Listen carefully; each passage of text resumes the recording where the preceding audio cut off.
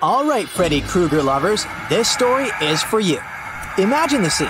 You go to bed after a long, busy day, but in the middle of the night, your peaceful dream gets interrupted by an unexpected guest, and he looks like this. You've never seen this strange face before. He says something nice to you, or maybe he begins to threaten and even chase you all over the place. Also, he might just stare at you in silence with a mysterious Mona Lisa smile. You wake up the next morning. Phew, thank goodness it was just a dream. You scroll down your feed and suddenly, the very same face is looking back at you from the screen. Is that even possible? Well, yes and no.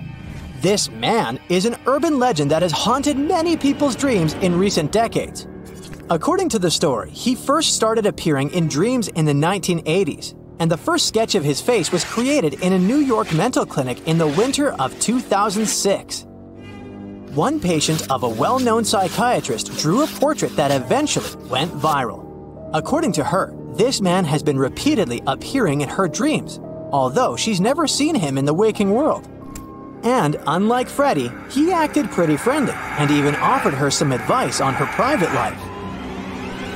Soon after that, another patient noticed the portrait on the doctor's desk.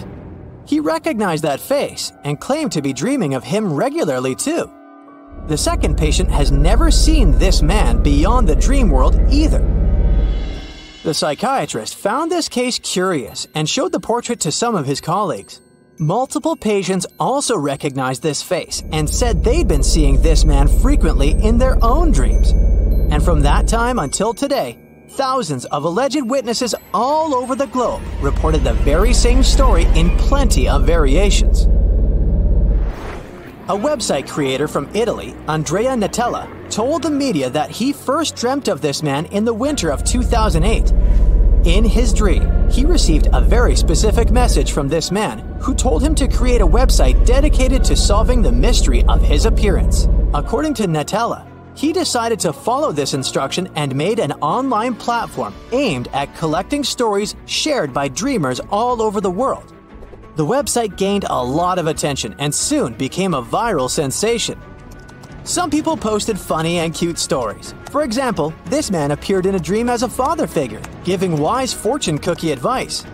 Or as a romantic partner with gifts and flowers, taking the dreamer on a fancy date. One of the witnesses claimed to have dreamt about this man being a school teacher from Brazil with 6 fingers on his right hand. But others reported experiencing some creepy nightmares that made them wake up shaking and sweating. There's little information about the voice of this mysterious guy, perhaps because it's typically harder for the human brain to remember sounds from dreams compared to pictures. However, there are some common trends in this man's message, such as telling dreamers to go north. Of course, thousands of people tried to find an actual living human that looks exactly like this man. They sent Natella many letters with different guesses, from ordinary people from the block to celebrities. Some suggested movie characters like the man from Another Place from Twin Peaks. English composer Andrew Lloyd Webber also joined the list, and even an Indian guru named Arudkanan Aya. But despite the variety of wild guesses and funny memes, the original This Man was never found. Over the years, many brave minds tried to crack this mystery, which was getting more and more viral, and multiple theories popped up. Let's take a look at some of them. Remember the iconic dream surfer played by Leonardo DiCaprio? Well, the first theory is kinda similar to the famous movie plot. It suggests that this man is a real person who can enter people's dreams using some secret psychological skills. Unfortunately, this theory has the lowest scientific credibility, which isn't surprising. Unmasking is the last thing that dream surfers need, right? While some believed that this man is a superhero who shows his actual life face, others thought he looked completely different in the waking world. Meanwhile, more pessimistic individuals suspected a global brainwashing experiment going on behind those innocent, fluffy eyebrows. But since the dream space is one of the most poorly explored territories, it's pretty hard to get solid evidence to support any of these ideas. Another popular explanation is based on Carl Jung's psychoanalytical theory, It suggests that this man is an archetypal image from the collective unconscious. It visits the dreamer to point at particularly sensitive subjects and helps release psychic power to cope with hard times. Some take mysticism to the next level and associate this man with the universal consciousness. Those who adhere to this theory believe that their creator takes this specific form to communicate through their dreams. That's why the orders they receive from him must be followed undoubtedly. Pretty scary, huh? Science offers a simpler explanation, though. This theory is a mix of psychology and sociology. It claims that the whole "this man" phenomenon has arisen and developed thanks to imitation. People who come across the picture and his story get deeply impressed, and after that, they just begin seeing him in their dreams. In simple words, he only haunts those who make him a thing. And there's another curious explanation which is based on humans' tendency to forget faces from their dreams. Let's say you're dreaming of your favorite actor. Then he turns into your uncle. And then he smoothly takes the form of your yoga teacher, who you only met once 10 years ago. This character tells you something important or just leaves some specific emotional impression. You wake up in the morning still feeling this aftertaste, but you have no clue who exactly you were dreaming of. That's when the daytime recognition theory steps in. It claims that the brain uses this man's face to fill the void when the person is trying to remember the dream in a waking state. It chooses this particular face just because the dreamer remembers it more vividly. Okay, but this explanation only works for those who dreamt of this man after seeing his portrait. But what about those who didn't? Can the human brain actually create any new faces in dreams? According to science, the answer is no. Every individual you dream of has been someone you have either known or merely came across. Of course, you may dream of someone you barely recognize because you've seen them only once, but the brain remembers everything. It keeps a library of all the hundreds of thousands of faces that you see every day. So, according to science, this man is either your old friend or a system bug. As creepy as it sounds. Are you scared yet? Take it easy. In 2010, the website creator Andrea Natelli made a post where he confessed that the story of this man was just a prank. Natella never verified whether this prank had a commercial purpose, but still, he managed to gain attention in Hollywood. A production company named Ghost House Pictures purchased this man's website domain, and in 2010, they announced plans to make a horror movie based on this epic viral trend.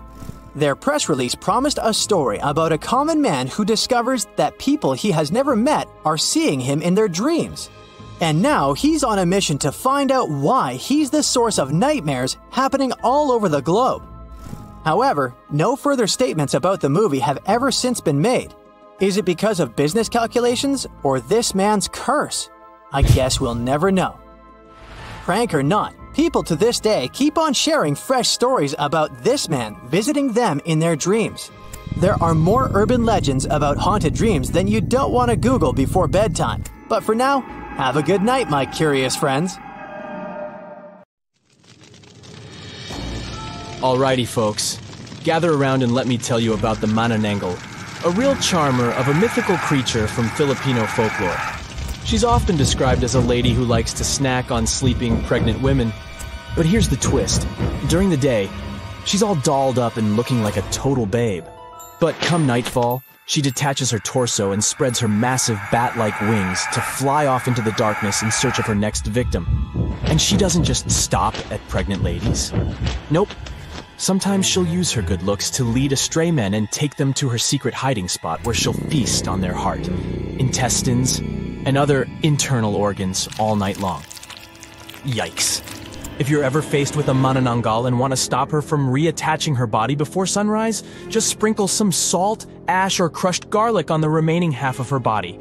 Easy peasy, right? So keep an eye out for this winged wonder and don't forget the garlic! Okay, so check this out. In German folklore, there's this crazy creature called an Alp. Basically, it's like a vampire, mixed with an incubus. And it wears this dope hat called a Tarnkap that gives it all kinds of powers. This dude is all about preying on women at night by messing with their dreams. Oh, and it's into breast milk and sucking the blood of men and kids. The Alp can shapeshift into all kinds of stuff, like cats, pigs, dogs, snakes, and even butterflies. And it's got this evil eye that can totally mess you up with bad luck or sickness. But don't worry, you can protect yourself by hiding a broomstick under your pillow, pointing your shoes towards the door, hanging iron horseshoes from the bedpost, or putting a mirror on your chest. And if all else fails, just leave the lights on all night and shove a lemon in its mouth if you catch it napping during the day. Meet the Pontia Nuk, a spooky ghost from Malay mythology. Legend has it that she was a woman who passed away while giving birth, and now she's out for revenge. She's not your average ghost either. She's got long black hair, sharp fingernails, and a blood-smeared white dress. But watch out, because she's also a master of disguise. She can transform into a beautiful woman to lure in her prey before ripping out their insides. If you're ever out at night and hear the cries of babies or feminine laughter, beware. That could be the Pontia Nuk coming to get you. And if the sounds are quiet, she might be right around the corner. So keep your wits about you, and don't fall for any too-good-to-be-true ladies. Hey, did you know that according to Irish legend, every family has their very own banshee? This banshee lady is supposed to let out a piercing wail or shout when someone in the family is about to kick the bucket. Talk about a not-so-subtle warning, but don't let her eerie cry trick you. This banshee lady is said to be drop-dead gorgeous with long flowing locks and crimson eyes from all her crying. She's also known for wearing a gray shawl over her green threads. Fashionable and spooky? We're into it. Some people even say that this banshee can transform into a sweet-singing young lady who foretells the doom of the family. Yikes. And if that's not enough to give you goosebumps, she's also been spotted hunched over in the woods, crying her eyes out at night. Sounds like a real party animal, doesn't she? So next time you hear a blood-curdling scream in the middle of the night, just remember, it might just be your friendly neighborhood banshee giving you a heads up. Now let me tell you about the Kalupilluit. These creatures are like the boogeyman of the Arctic. They live near the ice floes and are known for snatching up kids who get too close to the water. But don't worry, it's just a myth to keep children safe. Now, the appearance of these critters varies from story to story, but they all have some things in common. They've got slimy green skin, long hair, and long fingernails. Their hands are webbed like a fish, and they wear these fancy parkas made out of eider duck feathers. Oh, and watch out for their flippers. One of them can emit a sound that'll paralyze you. But don't fret, you can outsmart them. Some clever Inuit hunters figured out that if they asked the Kalupilluit to shapeshift into a seal or whale, they could easily finish it and bring home a tasty catch. Yum! Some stories say that these creatures use kidnapped children to keep their hair looking fabulous. Talk about dedication to hair care. Others say that the kids are just devoured or used to fuel the Kalupilluit's youth. But here's a wild tale for you. There was once a grandma who couldn't feed her grandson, so she called upon a Kalupilluit to take him away. The tribe eventually got back on their feet, and a young couple went to rescue the boy. They found him tethered to seaweed by the Kalupilluit, but every time they got close, she'd drag him back underwater. They ended up waiting until sunrise to cut him loose.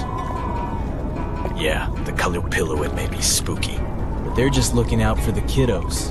And who knows, maybe they'll give you some hair care tips if you're lucky enough to meet one. Let me present to you the scariest horse-like monster in all of Scotland, the Nucklavi, or Nuckalavie. This bad boy has a skinless body, a head 10 times bigger than a human's, and a breath so poisonous it can destroy animals and crops. So, it's got wicked powers that can cause chaos all over the islands.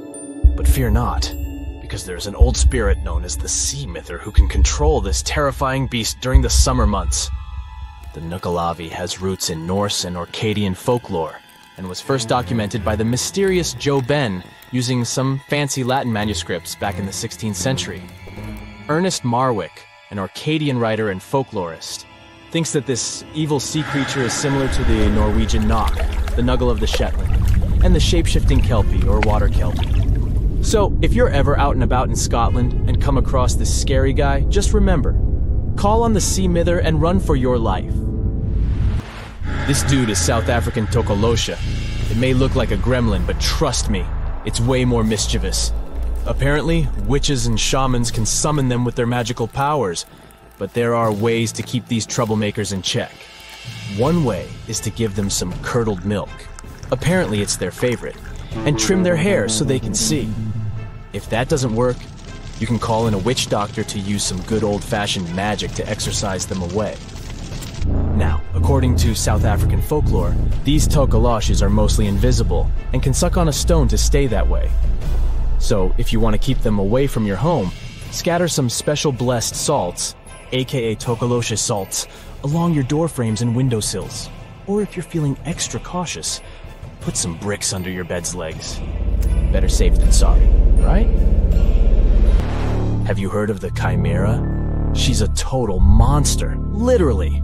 This fire-breathing female hybrid is made up of all sorts of animal parts. Think lion-like body, goat-like head, and a tail that ends in a snake's head.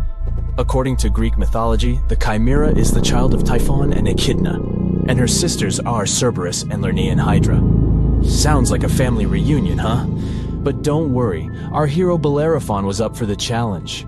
The king of Lycia sent him on a mission to defeat the fearsome Chimera, and Bellerophon was the greatest hero monsters were scared of. The Chimera was no match for Bellerophon and his trusty Pegasus. Even though the king was secretly hoping the Chimera would take out Bellerophon instead, in the end, justice prevailed, and the Chimera was defeated. Well, that's it for today. You're alone in a dark alleyway when you hear a lion's roar. Peeking out of the shadows, the king of the jungle stares at your face and runs directly towards you. You try sprinting to get away from him, but it looks like your legs and arms are moving through jello-like air. That's when you spot an old phone booth and manage to get inside it. But how do you even call anyone in one of these things? Where's your smartphone?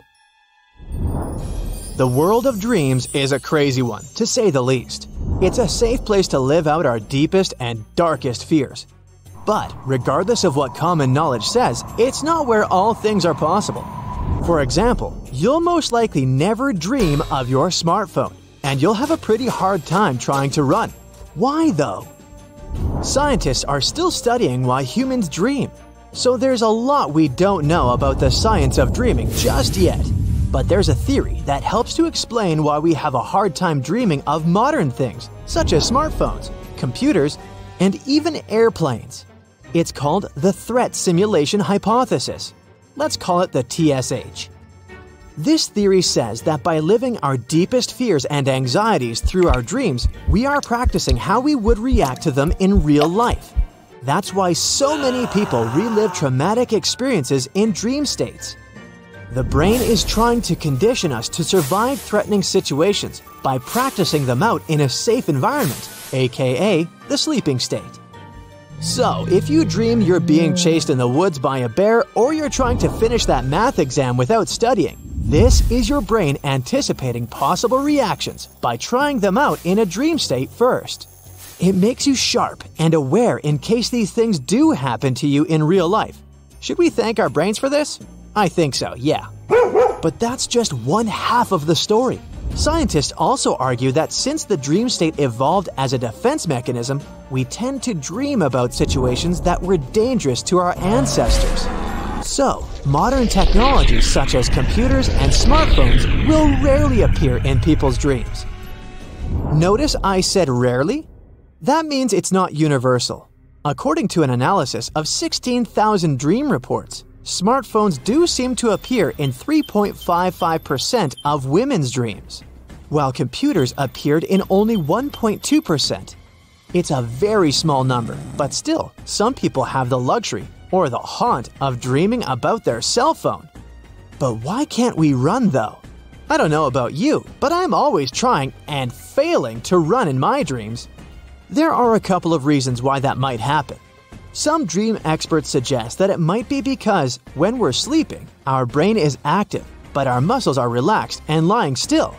Some conflicting signals may happen, which results in the running through water movement we feel in a dream state. Another theory says that when we're dreaming, we're engaging in a constant act of world building. Our brain is building the scenarios we're engaging with, processing all the information that's unfolding before us. If we started running, maybe the brain wouldn't be able to keep up with the world building. So our dream avatars are slowed down to a speed that is compatible with the brain's processing speed. You're flying above crystalline sea waters. The wind is brushing through your hair. You look around, and there's a pig-faced pelican smiling at you. It approaches you and starts to tickle your nose with its feathers. You laugh, but you can't feel a thing. What's up with that? Here's a fun fact. Even lucid dreamers can't feel ticklish when they're dreaming. In case you don't know, lucid dreaming happens when a person is aware that they're dreaming and starts to constantly narrate the course of their dreams. It's where you get to be the scriptwriter and director of your own life. Scientists speculate that lucid dreaming is not a state of sleep, but rather a state of wakefulness, where the person can establish a so-called two-way communication between dreaming and real life. Does this remind you a little bit of the movie Inception? If it does, that's because Christopher Nolan took inspiration from his experience with lucid dreaming in order to write this movie. Anyways, in a study published by a neuroscience journal, researchers worked with lucid dreamers to see if they could tickle themselves or be tickled by other characters in their dreams. And they found something quite amazing. Dreamers couldn't feel the tickles. Researchers think this suggests that when we're dreaming, the part of the brain that reacts to stimuli is minimized. And let's face it, that's a good thing when you're dreaming you're stuck inside a house catching fire, right? Now let's say you just woke up from an agitated dream. You spent the night dreaming you were at a rock concert where the band members were your childhood stuffed animals. You remember all the minor details of the dream, but you can't seem to remember any of the melodies the teddy bear band was singing.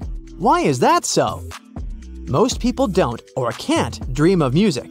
But that seems so strange since music is a huge part of our daily lives. The only ones who do seem to dream and remember the soundtrack of their sleeping lives are musicians. To understand this a bit more, we have to look at another dream theory. In 1983, scientists came up with a neurobiological theory called reverse learning. This theory says that during our REM sleep cycles, the neocortex reviews our daily neural connections and decides what to do with them. That's when our short-term memory is tucked away in the long-term memory section of our brain. And it's also the moment when our brain cleans up. It dumps the unnecessary neural connections and tries to keep the important ones. In this theory, dreams are the result of this unlearning process. Say you've been dealing with some anxiety regarding your work. You suspect you might get fired and that's all you think about. Your brain makes up different make-believe scenarios, playing out a series of interactions that end up never happening in real life. Some of these neural connections will be deleted from your brain database while you sleep. This is what might happen to music.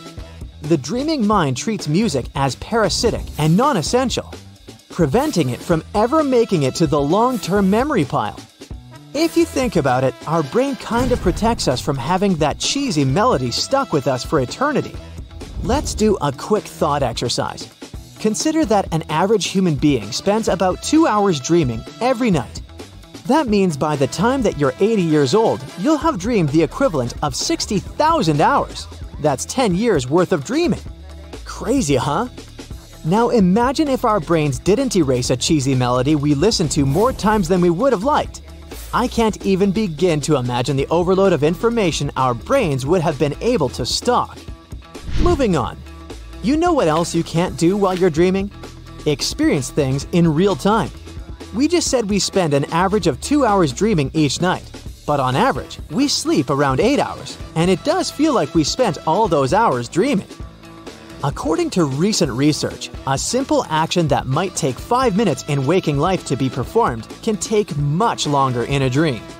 They tested this out with lucid dreamers, where scientists would ask them to perform a task and signal when they're done, while the researchers timed everything. Perhaps that's why we get the impression we dream for 8 hours straight every night. Tell me one thing though, how many of you even remember your dreams? According to statistics, half of us remember at least one dream a week. And women are more likely to remember their dreams compared to men. Care to tell us about any recent dreams of yours? Have you ever realized that you're dreaming in the middle of a dream? Oh, wait, this isn't real. Then you kind of write the script of your dream while you're still in it. Lucid dreaming is a technique allowing you to control your dreams. Here's everything you should know about this practice and other cool facts about dreams. Dreams. They're mysterious and unpredictable. You remember them perfectly when you first wake up, but then they seem to fade away. Lucid dreaming changes these features. Basically, you know you're asleep and dreaming. With that level of consciousness, you shape the dream's narrative with your imagination. Several factors affect the recollection of dreams, such as how many hours you sleep and even your diet. Studies reveal that people who make less effort to remember what they dream about during the night can more easily enter the lucid state. If you've never had this type of dream, that's also okay. Good news, people can learn and get better at this with time. In fact, there's more than one way to practice having lucid dreams. A researcher tested the effectiveness of 5 different techniques, working with hundreds of participants. The first technique of lucid dreaming is reality testing. Here, the participants are expected to examine their physical environment repeatedly every day to perceive its reality. The goal is to turn this behavior into a habit. In that way, participants can make reality checks in dreams and understand that they're dreaming. You can also do reality checks during the day. This will enhance metacognition, which is the awareness of your own thoughts. You get used to differentiating real life and dreams. You can check the time to see if it's running normally, because you can't really comprehend the flow of time when you're in a dream. Or press your finger into your palm to feel if it's solid or not. Applying these reality tests when you're awake will prepare your brain to try them in a dream and enter lucidity. The second technique is called wake back to bed. This one suggests you go to bed and set the alarm to wake up after 5 hours. You stay awake for a short time and do an activity to stimulate your mind, like writing or reading. Then you go back to sleep. This way, you go straight back to the REM phase. You can dream during this stage of your sleep cycle. So, by kind of tricking your conscious brain, you make it stay active as you re-enter REM sleep. The next technique has one of the highest success rates. Mnemonic induction of lucid dreams, or MILD for short, also asks you to wake up after 5 hours of sleep. And when you wake up, you should remind yourself that you intend to realize that you are dreaming the next time you go to sleep. You can literally say to yourself, "Next time I'm dreaming, I'll remember I'm dreaming." Think of our brains like supercomputers. You program your computer with this phrase. When you notice that you're sleepy, focus on the most recent dream you had. Try to pick up a dream sign.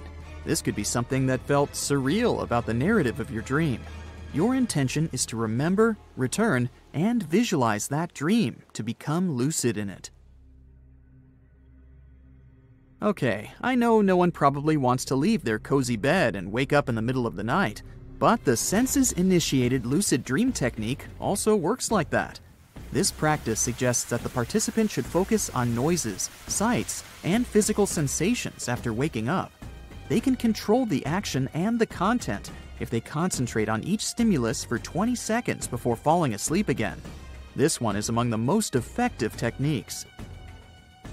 The last technique is a combo. When the alarm wakes you up after 5 hours of sleep, you focus on the sounds and the sensations you get from your surroundings. Then you remind yourself of the whole point of doing it with the help of the intention phrase. It requires practice and takes time. Little by little, people become more mindful of their dreams. Did you know that younger people have a natural tendency to have lucid dreams? A Harvard study found that most younger people experience these dreams in their growing up process. The results show us that people don't actually learn, but rather remember how to become lucid. This means we have the know-how all along. We just need to practice it.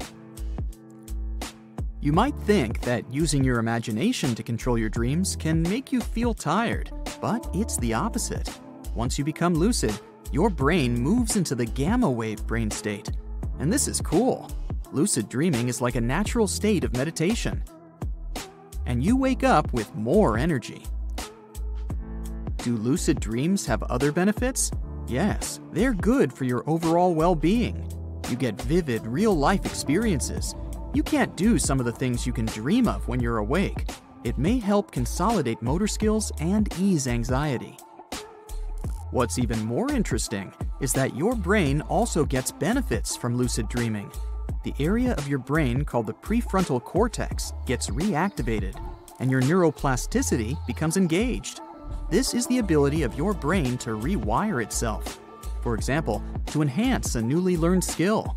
Studies reveal that if you practice an athletic discipline in a lucid dream, your brain rewires itself in a way that makes you get better at that discipline. These types of dreams are also used to treat recurring nightmares.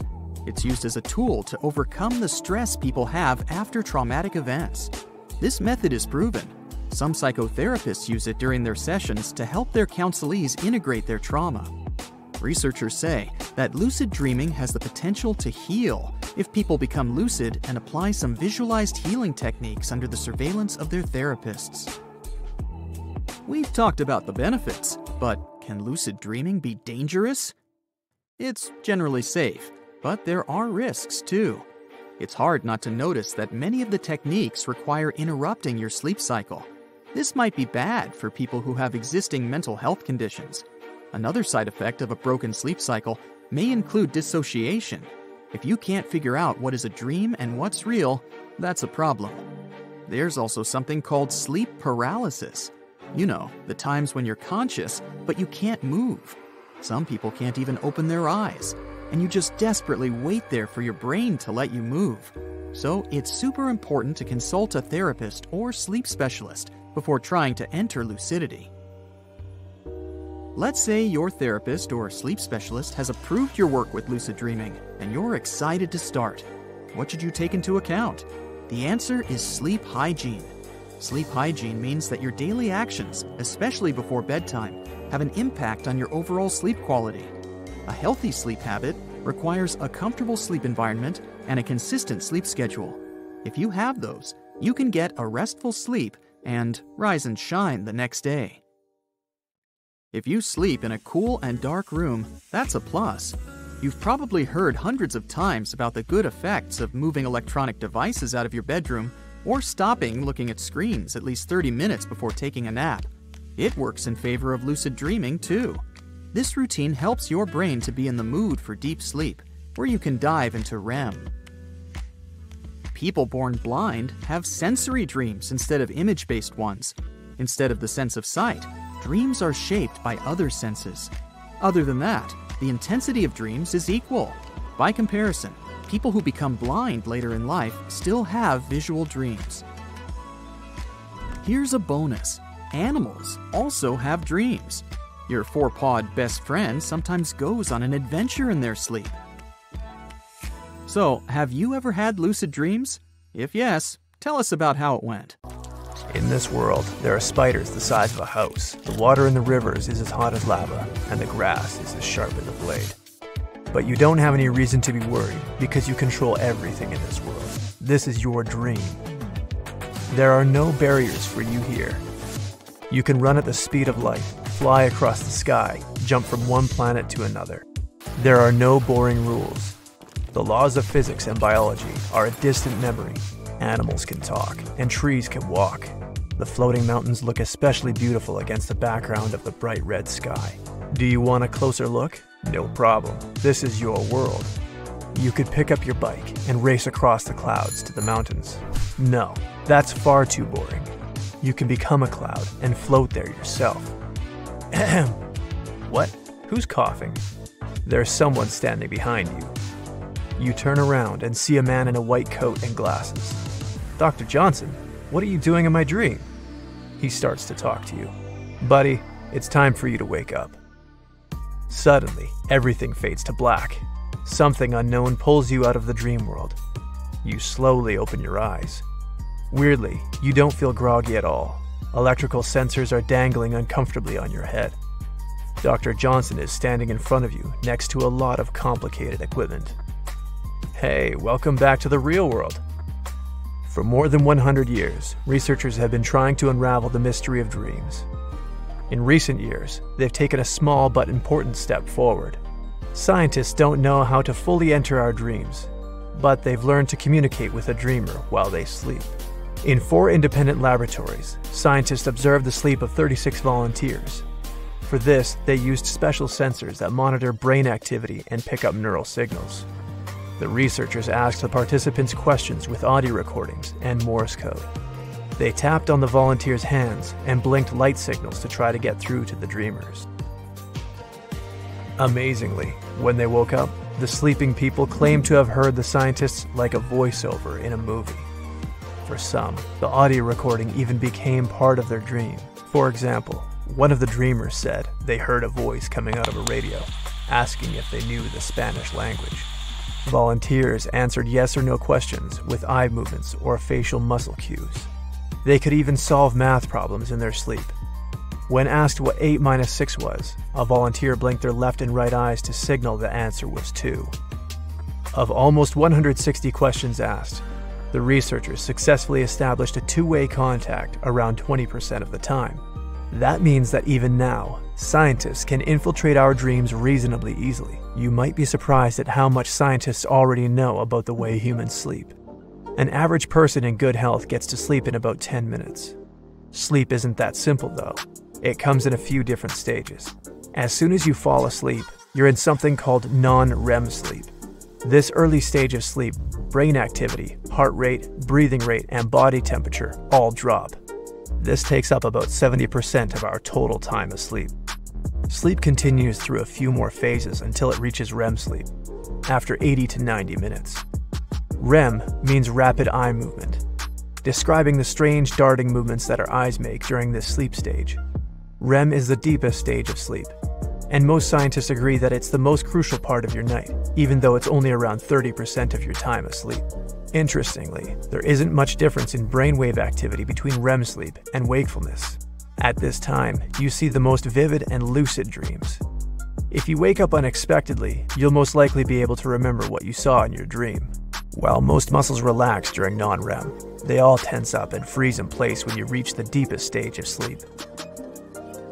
This paralysis is useful. It stops us from moving or reacting in response to vivid dreams. Most people spend about 1/3 of their life asleep. A good night's rest is as essential as food, water, air, and the internet. But what could happen if you stayed awake for a long time without sleeping? If you neglected sleep for more than 24 hours, your memory, attentiveness, and hearing would all get worse. You would find it difficult to make decisions, and your visual coordination would decrease. After 36 hours of insomnia, blood pressure rises, hormone production is disrupted, so your emotions would become erratic and you would have little self-control. You would struggle to motivate yourself to do anything. At 48 hours without sleep, your emotional and physical condition would plummet. Your body would try to save you by forcing you to have microsleeps. Microsleep is where your body shuts down for as little as a few seconds. But most people don't even notice their bodies do this. So it can be really dangerous to do anything without proper sleep. Whatever you're doing, your vision fades and your brain shuts itself off. You would wake up and continue whatever you were doing without even noticing the few seconds you lost. After 72 hours without sleep, things start to get serious. Even though this might not seem like that long without sleep, things get really bad at this point. You might begin to experience hallucinations, and most people begin to lose their connection to the real world and act strangely. Overall, it isn't a good idea to go without sleep. It even worsens the skin, leads to an increase in general stress. All of this might make you wonder what the world record is for spending the longest time awake. If things get that bad after only 2.5 days, surely it can't be much longer than that. One of the longest times ever recorded was by Randy Gardner, a student in 1964. He kept himself awake for 11 days and 25 minutes. In total, he was awake for 264.4 hours. All of this was done for a scientific experiment. He wanted to prove that extreme sleep deprivation had no real long-term consequences. For the most part, he seemed to be right. Gardner was irritable for most of the experiment, but he didn't face any terrible issues the longer it went. The worst thing he experienced was hallucinations and forgetfulness. Did you know that a lot of older people dream in black and white? The older the person, the more likely it is that their nightly adventures are colorless. 25% of people over 50 years old report black and white dreams. Incredibly, scientists believe that this has to do with television. People who watched black and white programs in their childhood dream in the same color. These people are now older, and, despite watching colored TV now, they still dream in black and white. Among younger people, only 12% dream in black and white. It's interesting to think what color people dreamed in before any kind of TV existed. Did black and white TV make people dream without color? Or did color TV make dreams more colorful? For 4% of Americans, sleep is a difficult time. These people are on the border of the real world and the world of dreams. This group of people are called sleepwalkers. In science, this condition is called somnambulism. People who have this disorder may not be in control of their activities while they sleep. This might sound like fun, but only at first glance. Sleepwalking is a serious risk. Imagine that you're asleep and your body gets out of bed and goes for a walk down the street. Things could get risky very quickly. You might even walk down to your local bank and try to withdraw some money.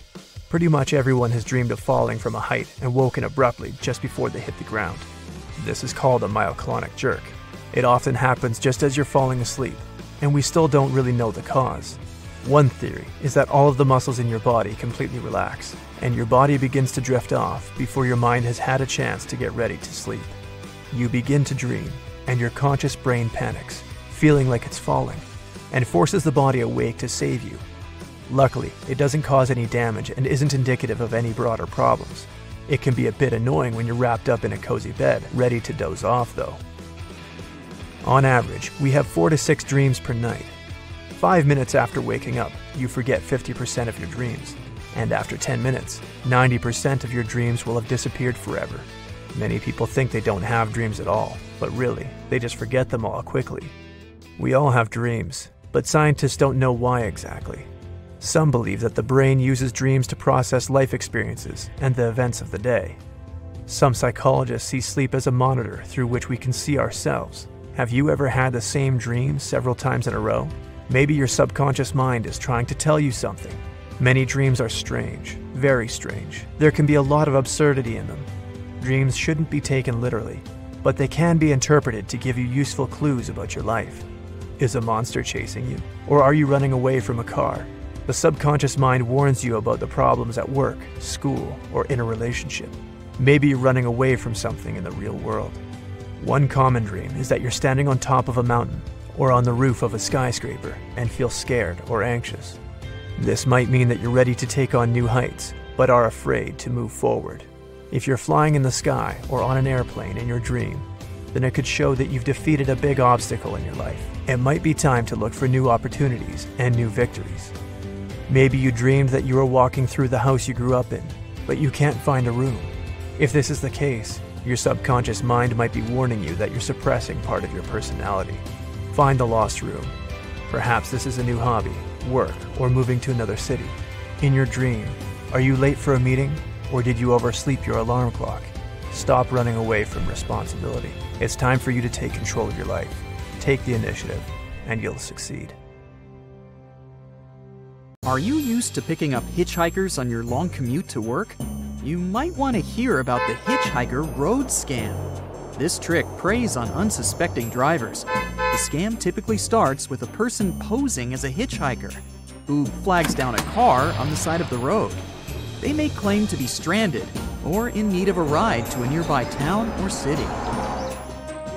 In some cases, the hitchhiker may ask the driver to pull over at a specific location, such as a gas station or convenience store, where they will then disappear with the driver's money or other valuables. This scam can also be done in groups, where a bunch of people will flag down a car and ask for a ride, and once the car is on the move, they will threaten the driver and steal money, valuables, or even the car itself. It's important to be aware of this scam and to always be cautious when picking up hitchhikers.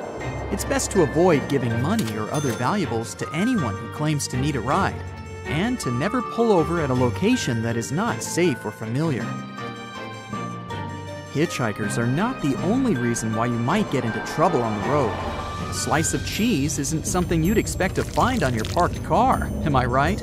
Well, it might indicate something quite dangerous. One woman told the story of such an experience online, thinking it was just a prank made by some neighborhood youngster. She decided to call a friend and ask for help with cleaning the car up. But once the two ladies started rubbing off the melted cheese from her windshield, they saw something strange nearby. She remembered seeing a white van arriving. In it were a bunch of men, suspiciously staring at them. She wasn't alone, so she decided it was safe enough to finish cleaning up the car, even though they didn't feel comfortable being stared at. It took them almost an hour to scrape off the cheese that had melted under the heat. She did wonder, though, if this wasn't a tactic to rob a person. That's because most people would be so focused on cleaning up the mess on their car, they'd be distracted from keeping an eye on the thing they left in the car, like bags, wallets, or even recent shopping items. Or worse, what if it was a kidnapping strategy? That sticky cheese would keep a person really concentrated on fixing the car, so they wouldn't be able to see suspicious people coming at them in due course. The key takeaway from this story: if you ever see a piece of cheese on your car, might as well leave it as it is, as long as it's not blocking your view and it doesn't really affect your driving. Your safest bet is to just clean it at home, or take it to the nearest car wash. They'll know the best way to clean up the vehicle without ruining the paint. Sure, the piece of cheese on a car scam might just be a coincidence, but some scams out there are more legitimate, with this next one being quite the unusual method when it comes to snatching away other people's cars. If you notice a t-shirt or a hoodie on your windshield, or even wrapped between your wiper blades, don't be so quick to take it away. Again, it can be placed there on purpose to distract you while your car gets taken away. Drive away as quickly as possible if you can, and get to a safe location that's well lit and filled with many people. There you can remove whatever object you have on the car without any risks.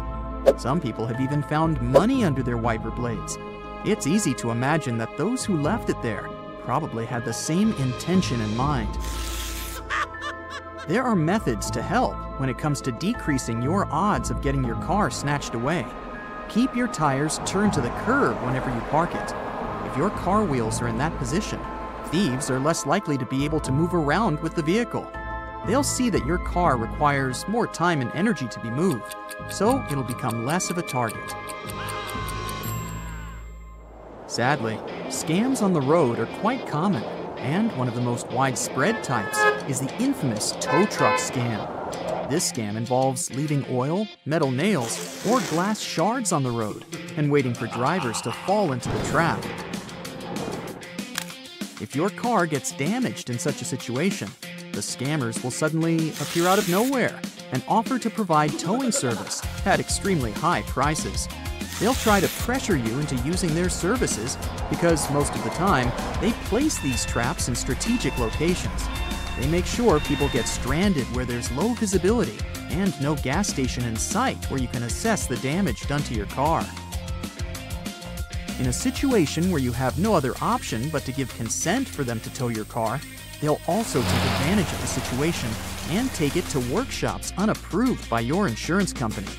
This means you'll have to pay even more money to get your car back. If you've been a driver for long enough, you know that the driver who rear-ends another vehicle is always at fault.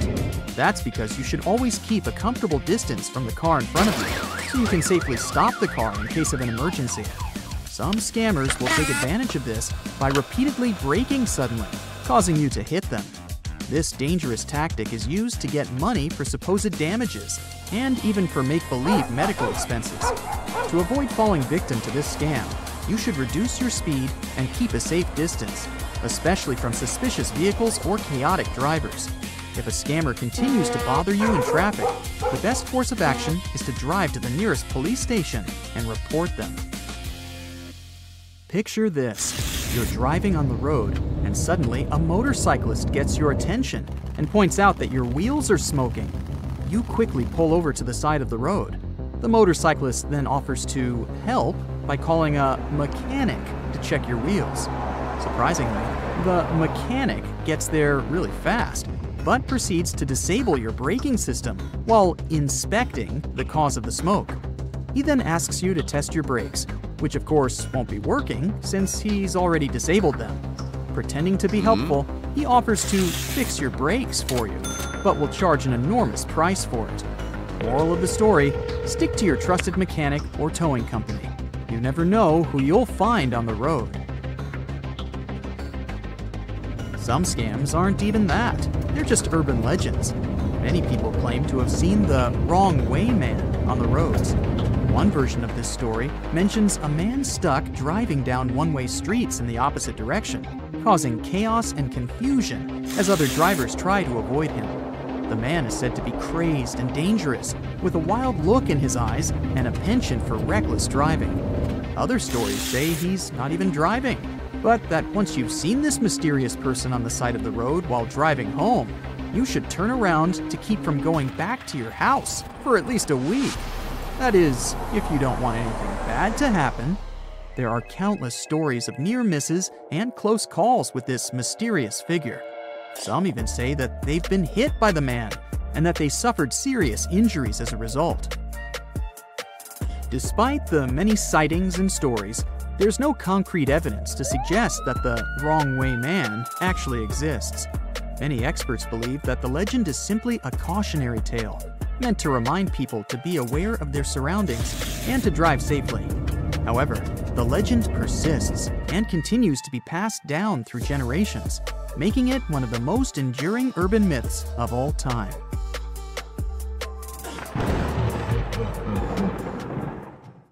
It's a beautiful day. A family's having a picnic on a creek in Santa Fe, New Mexico. Everything seems normal. But suddenly, they spot a thin woman in an old-fashioned gown floating over the water towards a hill. The picnic instantly turns into a horror movie. The lady vanishes just to reappear a moment later much closer. Before the family manages to react or say hi, she disappears again. This story happened in the 1930s and was later told by the family's son, Patricio Lujan. The mysterious lady left no footprints, and the family was sure they'd met a local celebrity. The Weeping Woman, or La Llorona, is one of the major spooky figures in Mexican folklore.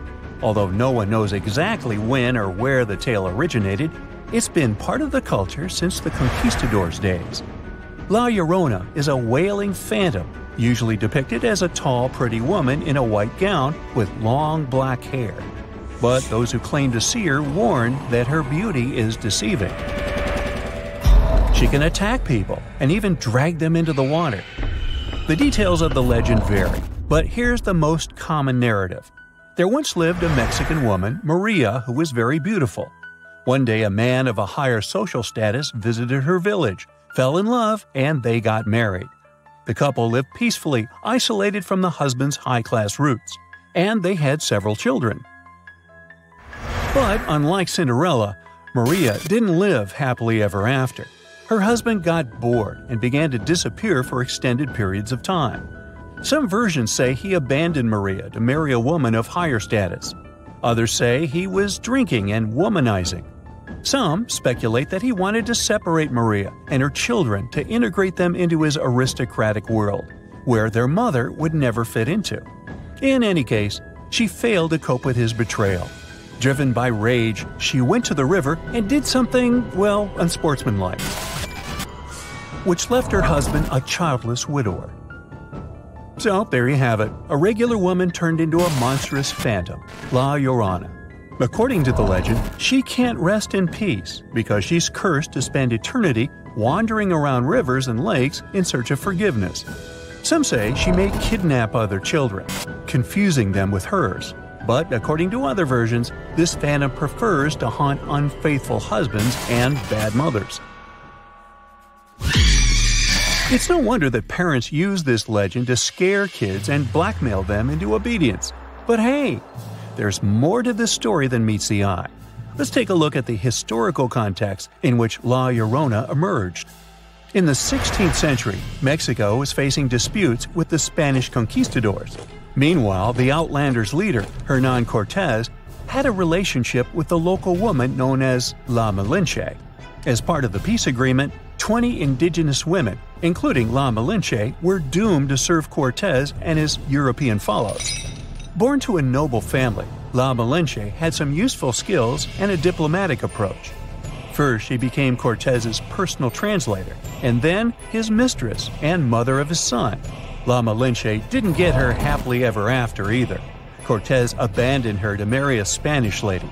As for their son, he was recognized as legitimate, separated from his mother, and sent to Spain for education. The majority of historians agree that La Malinche played a crucial role in the country's transformation. Some call her a traitor, others believe she couldn't have acted differently in those circumstances. In any case, the similarities between the legend of La Llorona and La Malinche are obvious. Both were neglected by a wealthy outlander who wanted to take their children away. And both stories can be seen as an embodiment of misunderstanding between indigenous people and incoming Europeans. So the reason La Llorona is such an iconic figure lies in the cultural climate. Her myth tells us what La Malinche might have done had she allowed anger to get the best of her. Some believe that La Llorona is challenging traditional patriarchy, while others see her as a sad symbol of despair. But for those who claim to meet her in real life, this wailing phantom is more than just a spooky myth. At first, people reported seeing and hearing La Llorona crying near the bodies of water in Mexico, and eventually, her presence spread to nearby territories, including the United States. Over the years, the legend flourished with further details and locations, such as villages, roads, and even railway stations. There were reports about a La Llorona appearing in the back seat of those cars whose drivers refused to stop and give her a ride. So, if you ever see a spooky, wailing lady hitchhiking on the road, be prepared. It's a tricky dilemma, though. Would you rather stop and give La Llorona a ride, or drive by hoping she won't take revenge on you? Let us know in the comments. According to urban legends, the Santa Fe River is one of her favorite places to go. La Llorona has been repeatedly seen in the Public Employees Retirement Association building, which is located nearby. The local employees reported hearing her cries resounding through the walls. Moreover, they felt invisible hands pushing them while walking down the stairs. Oh my.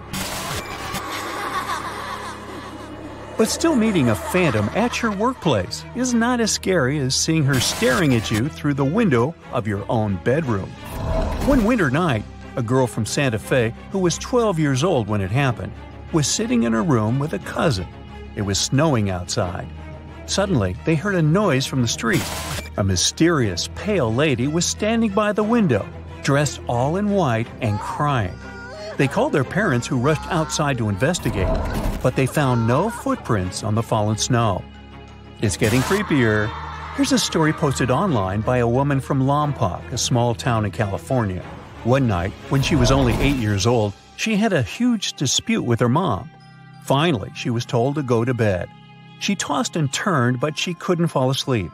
Suddenly, she noticed someone standing by her bed. It was a lady in a black dress. She had a creepy smile on her face and 2 black holes instead of eyes. Her long black hair was blowing in the wind. The mysterious guest wouldn't go away, so they kept on staring at each other for a while. And then the girl got tired and fell asleep. After that, she began to experience strange events in that house after that very night. It's no wonder that this wailing entity has inspired so many plays, TV shows, and movies over the years. The earliest written reference dates to the late 19th century. Mexican poet Manuel Carpio wrote a sonnet, La Llorona. However, his poem is about a phantom of a woman whose life was taken by her husband. One of her latest appearances on the screen was in 2018. She was portrayed as a main villain in the movie The Curse of La Llorona. Also, this phantom has a huge impact on music. You must have heard about the Mexican folk song titled La Llorona. It's been out there for so long that nobody knows its exact origin. It was first recorded in 1949 by a famous composer and songwriter, Andres Gines Rosa, and has since been performed and covered by numerous musicians all over the globe. In 2017, the song popped out in a Disney film, Coco. If you're in love with the spooky and bright features of Mexican folklore, then you should check out this cartoon. It's a story of a young Mexican guitar player who's taking a trip around the fancy afterlife world to investigate his family's history. And remember, if you ever find yourself in the middle of a forest alone at night and hearing a weeping lady, don't rush to run away. Chances are, you'll have the most genuine talk about the ugly side of patriarchy and make a new friend. In the meantime, stay safe and don't forget to subscribe. On a rainy evening in a dark, dense forest, you hear the crunch of branches. Your heart starts beating faster. You're afraid to look in the direction of the sound, but you're still slowly turning your head. A feeling of horror freezes you. You can't escape, and you're sure that some animal is looking at you now. By this point, it stopped raining. An ominous silence has fallen over the forest. The clouds disperse, and the dim light from the full moon illuminates the trees, among which you notice a human silhouette. He's tall and is hiding in the shadows. He isn't moving, waiting for your next actions. Two glowing red eyes light up his dark face. Terrified, you point the flashlight beam at the monster. The scary creature opens its wide wings and flies away into the night. You've just seen the Mothman, one of America's most famous monsters. This is an urban legend, but the monster really exists and doesn't exist at the same time. It all started in West Virginia, in the small town of Point Pleasant in the early 20th century. It was an industrial place with factories producing harmful toxic substances. Closer to the 50s, all these plants were closed, but people didn't dispose of waste from the factories properly. Therefore, harmful substances began to penetrate the surrounding nature and pollute forests and water. These events became a prologue to the appearance of the Mothman. For the first time, city residents heard about the monster in the 60s. 4 young people were driving past the dark forest and stopped by a local power plant. There, they saw a big man with red eyes and wide wings, like those of a moth. The teenagers were terrified and immediately drove away from that place. They came to the local sheriff and told him everything that had happened. The police quickly examined the forest and the area near the station, searching for the monster, but found nothing. Meanwhile, a local newspaper wrote an article about it. Soon, other people also began to report that they had seen a mysterious creature. Some thought the Mothman was a human or an animal that mutated after getting poisoned by toxic substances. These rumors were nothing but fairy tales from sci-fi movies. So, people started ignoring these stories after a while. Then, after the monster's first appearance, a catastrophe happened in the city. The Silver Bridge, the main road to Point Pleasant, couldn't withstand the traffic before the winter holidays. The bridge collapsed under the heavy weight and many cars fell down. The tragedy brought a lot of grief to the town, and people were trying to figure out how could this happen. Some suggested that the crash could be related to the Mothman. No, he didn't destroy the bridge, but people said they had seen this creature many times before the tragedy. It looked like the Mothman was a harbinger of trouble. Further investigation revealed that the road collapsed because of poor bridge maintenance. But this version faded amid the rumors about the Mothman. After the crash, reports about the Mothman stopped. People no longer saw the monster and forgot about it. But then, in the 70s, author John Keel wrote a book about the mysterious monster from Point Pleasant. He liked discussing stories about extraterrestrial civilizations and other urban legends, so he couldn't miss the case of the Mothman. He wrote about how the unknown beast could be an unconscious premonition of Point Pleasant's inhabitants of the tragedy on the bridge. The book became popular all over the US. John Keel made the Mothman a superstar. Hollywood created a movie based on the book, and the small town became the center of attraction for thousands of tourists. The Mothman has become as popular as the Loch Ness Monster and Bigfoot.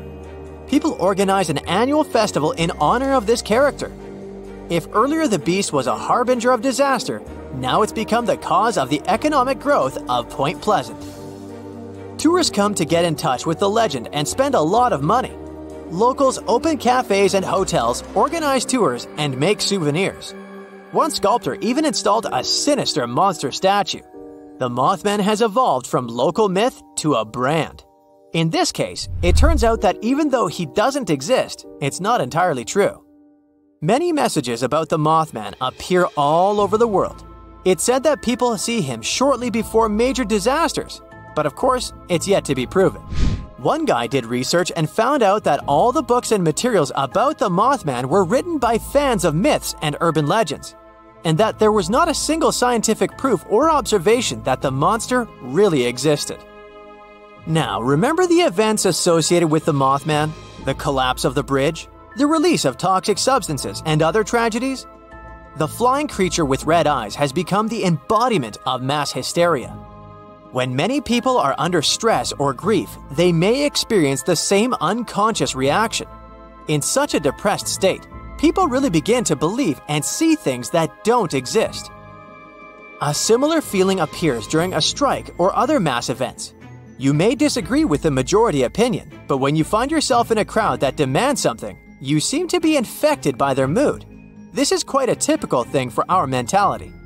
When you're experiencing grief along with hundreds and thousands of people around, your brain becomes sensitive to any information. You may see a large heron or an owl in this state and mistake it for the Mothman. And other people will unknowingly support you and believe in the monster. There have been many cases of mass hysteria in the world. One of the most striking ones happened in France in the 16th century when the inhabitants of Strasbourg began to dance for several weeks. This event is called the Dancing Plague. At first, one woman started dancing in the city's central square. A week later, other locals joined her, infected with her bout of sinister fun. According to one version, the mass dancing hysteria began against a backdrop of hunger and diseases that Europe was experiencing at that time. People were under constant stress, and their minds decided to relieve stress in an unusual way. Another version says that people were poisoned by some fungus that grew on wheat grains. The fungus somehow affected people's psyche and made them dance. But let's get back to our monster. In addition to the stress associated with the collapse of the bridge and the release of toxic waste in the forest, people could have been impressed by herons and owls. People called the Mothman bird-like in the first reports because of his red eyes and wings. Therefore, some researchers claimed that the residents of Point Pleasant had seen a big heron or a sandhill crane with wide wings and red markings around the eyes. The sandhill crane doesn't live in West Virginia, but it can fly over this territory and even make a stop there to have a snack. Also, people could have seen a giant owl sitting in a tree. The eyes of these animals can glow red at night. People reported seeing about 28 cranes from 2017 to 2019. Imagine living in a city where shops, streets, and monuments remind you of the Mothman. People have been talking about him for years, believing in him. And then you see a giant heron in the forest. Surely the first thing you'll think about is the Mothman. So people may be telling the truth when they say they've seen him, or at least they might believe they're telling the truth. In any case, the Mothman is neither a product of an extraterrestrial civilization, nor a radioactive mutant animal. People created this creature with their minds and faith. Such things always attract people because they give us the feeling that we know something that most people don't, something mysterious. Additionally, the Mothman brings a lot of money to the residents of Point Pleasant, and it's much more profitable for them to support the rumors about the monster than to prove that it doesn't exist.